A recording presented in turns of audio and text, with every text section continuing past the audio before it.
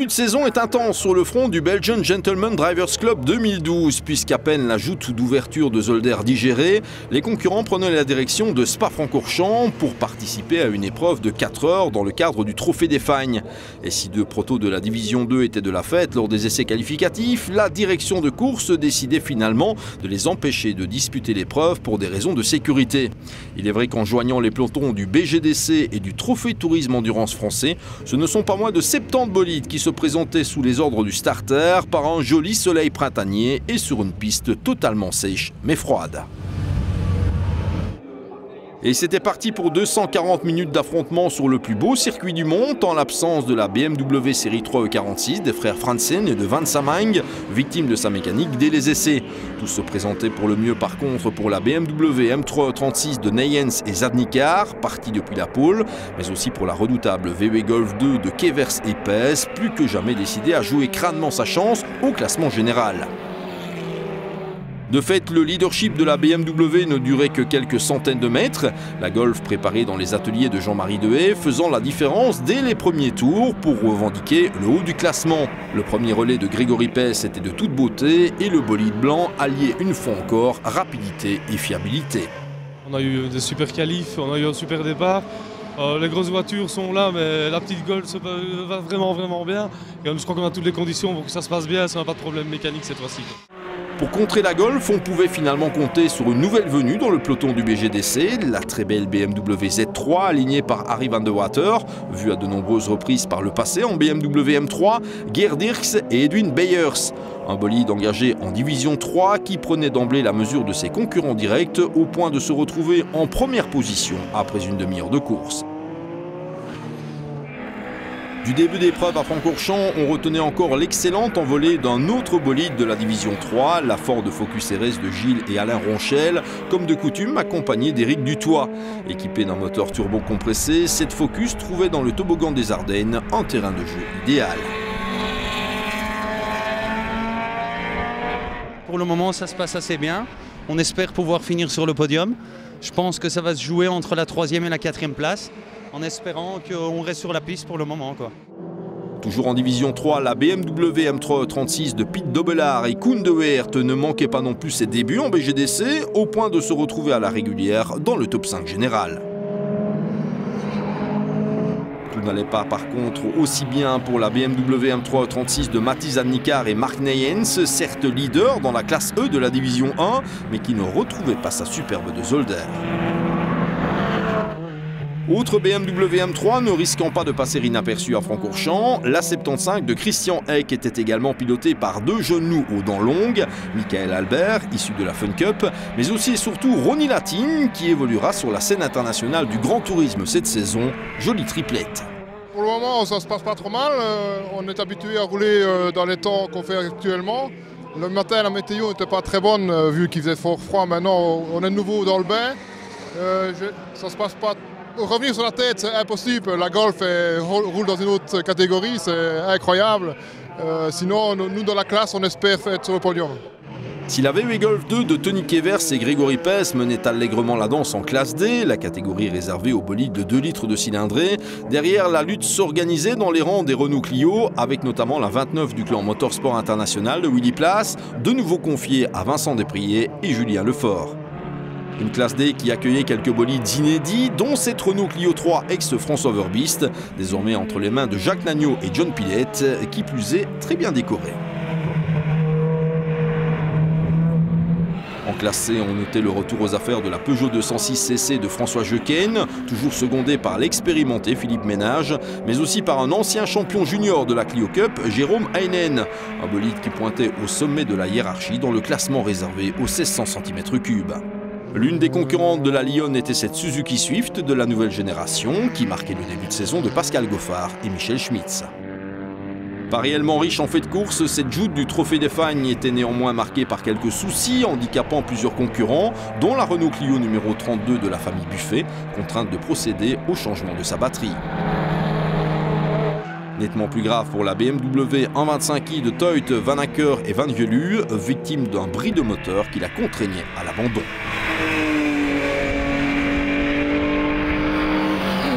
Plutôt à son affaire, la BMW M3 E36 de Rudy Spiegeler et Thierry Grissouille avait non seulement gagné des couleurs à Francorchamps, mais sa prestation était de toute beauté jusqu'au moment où l'une de ses portières s'éprenait de liberté, ce qui lui coûtait un maximum de temps.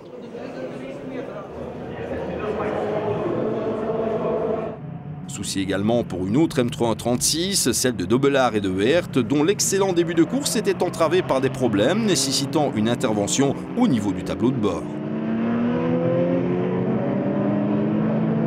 Quelques voitures allaient s'immobiliser en bord de piste, à commencer par la BMW M3 E36 de Maxime et Frédéric Sales, accompagnés par Rigo Meis.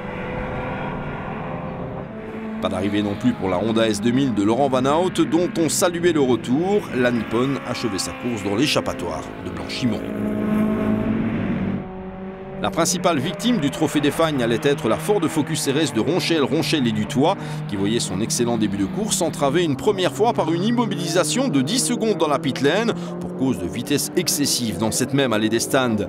Mais le plus grave était à venir avec un abandon au niveau de la chicane des Combes, train avant ouvert. Au fil des heures, la lutte pour la victoire au classement général confirmait la supériorité de deux bolides, la BMW Z3 de Van de Water, Dirks et Beyers et la VW Golf 2 de Kevers et Pes. Le bolide allemand écopait néanmoins de 30 secondes de pénalité au tiers de la course, conséquence d'une conduite dangereuse lors du tour de formation. La Z3 finissait par se retrouver à un tour de la Golf, achevant l'épreuve au deuxième rang, mais remportant surtout la victoire en division 3. C'est la première fois que je roule en BGDC personnellement, au contraire de mes équipiers qui ont déjà roulé l'an dernier. Je suis très satisfait, c'était un week-end réussi, la voiture a bien fonctionné et tout était en ordre. En début de course, il y avait quelques soucis de tenue de route. Le train arrière étant un peu nerveux, mais on s'est adapté. Dès le premier pit stop, on a trouvé l'origine du problème et cela s'est nettement amélioré par la suite. On a aussi hérité d'un stop and go à cause d'une erreur que j'ai commise au départ. Je plaide coupable, mais on s'est bien amusé, c'était un beau week-end.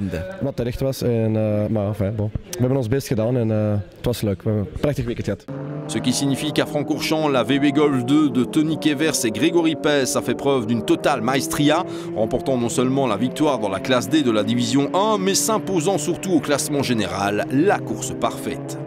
Je ne crois pas qu'on saurait faire mieux, donc on a fait un peu notre revanche de soldaire, on a un peu de malchance et je dis que c'est grâce à Grégory et grâce à toute l'équipe de toute façon, parce que tout seul on ne sait rien faire. C'est une autre voiture de la classe D, la Renault Clio 3 de Paul Lejeune et Charles Maquet qui complétait le top 3 général. Oui, c'est bien, c'est même dommage parce qu'il y a 15 jours d'ici à Zolder, on s'est fait jeter par le bruit. Sinon, on espère quand même jouer le championnat avec Tony Kevers parce qu'il n'y a rien à faire. C'est le plus rapide, on ne saurait pas aller le chercher, on peut faire tout ce qu'on veut. Il sera toujours devant, il n'y a rien à faire. Mais bon, voilà, on est derrière Tony et c'est ce qu'on espérait, on est là où on devrait être. Pas mal du tout, franchement, pour le moment on a assuré, donc moi je suis un peu le pilote, le second pilote, la voiture c'est à Paul, donc moi j'essaie d'assurer des temps et de la rentrer bien entière et Paul après il fait ce qu'il veut dans les dépassements, etc. Mais moi j'assure au maximum les dépassements, etc. Mais la voiture va très bien et je pense qu'on va essayer de jouer la régulière et de terminer dans les troisièmes. Troisième c'est faisable je pense. Si la BMW Z3 de Van de Water, Dirks et Beyers remportaient la victoire en division 3, la médaille d'argent était pour la M3 E36 numéro 75 de Christian Eyck, Michael Albert et Ronnie Latine, les deux jeunes loups ayant particulièrement bien effectué leur part de travail, ce qui amenait le bolide au 4e rang absolu. C'était une découverte, en fait c'est M. Christian Eyck qui m'a sonné au début de semaine parce que son équipier qui roule avec lui pour les autres courses a fait un accident de moto je pense et donc il m'a un peu sonné pour le remplacer pour voir si moi j'étais libre et moi vu que la saison pour le GT3 commence bientôt, je me dis que c'était vraiment une bonne chose pour reprendre la saison. Le podium de la division 3 était complété par la M3 E36 de Pete Dobelaar et Koen de Weert qui clôturait le top 5 absolu. Nettement plus loin, la M3 E36 de Frankie Huybrechts et Antonio Marocco était l'ultime rescapé de la D3 au terme des 4 heures de course. C'est la Clio numéro 10 de Patrick Asnon et Michael Divois qui franchissaient le drapeau à l'ami en 3e position de la classe D avant d'hériter d'une pénalité d'un tour pour cause de pit stop non réglementaire. C'est dès lors la Mini Cooper S d'Étienne et Julien Licops qui tiraient les marrons du feu en s'offrant un très beau top 5 de catégorie, une vraie performance dans une classe où les Clio sont légion. La Renault Clio 2 de Cervranx Picense Crab, 6e de catégorie, précédait le modèle de la 3e génération, confié à Nelson Van Hulle et Christophe Rieul, qu'on attendait plus en avant dans le classement. La suite de la hiérarchie de la classe D faisait mention d'autres Clio, à savoir la numéro 314 de Tony Verhulst et Davy Van Est, ainsi que la 66 de Jacques Nagnon et John Pilette, qui a donc bouclé sa première course en BGDC. En classe E, l'info du jour était les ennuis rencontrés par les lauréats de Zolder, Mark Neyens et Mathis Adnikar, dont la BMW M3E36 rencontrait des problèmes de moteur en vue de l'arrivée. Nous avons eu un problème de refroidissement. On pensait d'abord avoir crevé, mais ce n'était pas ça. Un conduit de refroidissement avait lâché et le liquide de refroidissement s'est répandu sur le pneu. Il a fallu tenir l'auto dans le raidillon. Heureusement, avec le code 60, on a pu regagner la pit lane où le souci a pu être résolu. Des ennuis qui laissaient la M3 Noire au 3e rang de sa classe, loin derrière la 325 e-Club Sport Trophy de l'équipe JJ Motorsport, lauréate pour la première fois, et aux côtés de Christophe Deneve, c'est le journaliste pilote Benoît Galland qui s'y collait. Excellente expérience pour ce dernier, qui a pleinement profité du pilotage d'un bolide assez proche de la série, mais aussi et surtout de l'ambiance du BGDC. C'était vraiment très gai. D'abord, moi c'était la première fois en BGDC, donc j'ai retrouvé une ambiance que je croyais perdue à tout jamais. Donc ça déjà c'est très sympa. Et puis en plus cette BM c'est vraiment une voiture accessible à tous, que ce soit au niveau financier et que ce soit au niveau pilotage aussi. C'est une voiture facile à conduire, très fiable, très stable pendant 4 heures. Donc vraiment une bonne surprise. Quant à la Porsche 944 de Léonard Licops et Pierre-Yves Pack, elle se vengeait après son exclusion de Zolder, toujours en raison des normes de bruit. Cette fois, rien ne venait perturber sa progression, ce qui lui offrait une bien belle 2e place de catégorie. Pour une première course, vu qu'à Zolder on a été mis hors course pour le bruit, ici c'était notre première sortie, on est très content, ça s'est bien passé, on finit 12e au général, 2e de classe, avec une voiture qu'on apprend, avec des petites améliorations encore à faire dessus. Franchement c'était un beau week-end, une belle journée, tout s'est bien déroulé. C'est la BMW 325i de Rudy Doms et Patrick Kösters qui complétait le résultat de la classe E, mais assez loin des lauréats malgré tout. On passe à la classe C, celle des bolides de 1600 cm3, où le classement a été chamboulé à plusieurs reprises.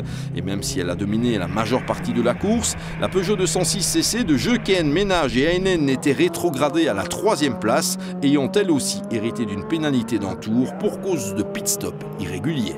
Eh bien, résumé très positif, on s'est très bien amusé, tout s'est très bien passé. Sur le plan sportif, on aurait espéré un petit peu mieux, on était en tête encore à 3 tours de la fin, mais des petits problèmes de pneus ont fait qu'on perdait du temps. Le dernier tour a été d'anthologie avec Patrick Van Biloen. On s'est dépassé 3 fois dans le dernier tour au bout de 4 heures, dont la dernière fois dans la chicane où j'ai fait un jump de 1 mètre de haut, j'ai perdu mon pare-choc. Je termine juste derrière lui. Je suis déclassé pour une histoire de ravitaillement d'essence, j'étais pas au courant, peu importe, je me suis très bien amusé. BGDC, c'est ça l'esprit, c'est très bien et je suis très content. Après avoir épaté la galerie à Zolder, la Honda Civic 48 de Rudy Tirou et Philippe Lano était aussi pilotée par Gaëtan Bachy à Spa. Pas de réussite hélas, si ce n'est la Coupe des Dames pour Gaëtan. C'est dès lors l'autre Honda Civic, la numéro 5 de Patrick Van Damme, Patrick Van Biloen et Christian De Rieder qui surgissaient pour s'imposer en classe C. Une victoire doublée d'un top 15 absolu en division 1. Passer derrière le volant quand on est organisateur, c'est quand même très gai et ça s'est extrêmement bien passé. On avait une petite voiture 160 chevaux, 6 dans la classe et tous ces journées joué au dernier virage du dernier tour. J'ai pris 1 seconde à celui qui était devant moi, donc c'était fabuleux. On s'est vraiment bien amusé. Je crois que c'est l'esprit généralement de l'épreuve. Tout le monde a l'air de s'être très bien amusé, donc je suis très content. La médaille d'argent revenait à l'une des nouvelles venues, la Suzuki Swift de Pascal Goffard et Michel Schmitz, qui clôturait la course à un tour de la Honda. Moins de chance pour les 2 autres voitures de la classe, la Toyota Yaris de Joël Van Loock, Mario Jacobs et Sébastien Gillet, finissant par s'immobiliser en bord de piste.